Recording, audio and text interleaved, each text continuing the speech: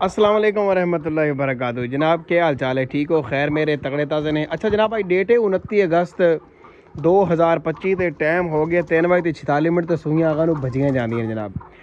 अच्छा ये दोस्त को जनाब असील माल खला सारा ये बराए फरोख्त है।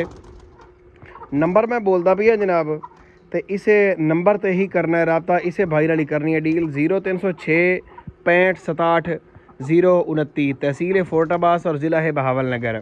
अच्छा कमेंटा के कुछ लोग जो आखते हैं यार डॉक्टर पटाक कोई एक अद्धा तो है, ये भैया बंदा नहीं देता बिल्कुल, ये पैसे देते तो लमने पवने, माल भरते तो माल लमना पवना है। लिहाजा शौकीन हजरात जोड़े हैं पे वो रबता कर सकते हैं। नंबर मैं वीडियो के बोल दिता है 0306 65 67 029 तो माल तुस जनाब वेख लो बखूबी फुल अखियां ठंडियां करते। जेड़े दोस्त ने लेना हो भाई नाल रबता कर सकता है जनाब।